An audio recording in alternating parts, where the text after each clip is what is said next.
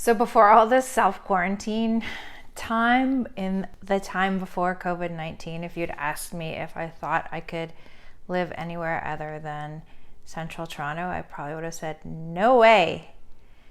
However, now that we've been in self-quarantine for like 6 weeks, it's made me rethink my space and my space requirements. Well, let me rephrase that.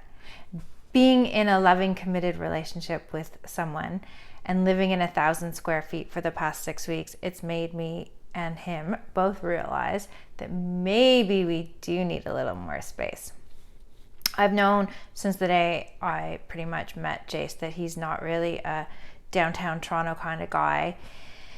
And now, for the sake of our relationship, I feel like it's time to compromise. And yes, we probably are going to move outside of the city.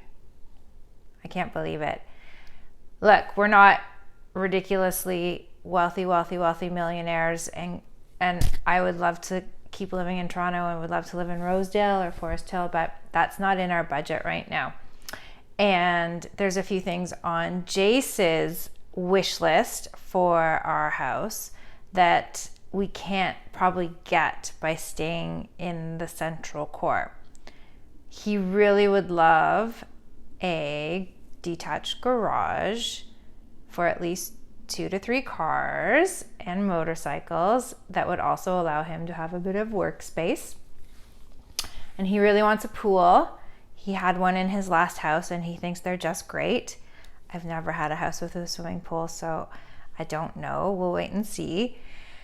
But I have to say that living here with him for the past 6 weeks and both of us working from home, it's been a true testimonial to how much we do love each other, because it hasn't been easy. And I'm sure everyone's going through this.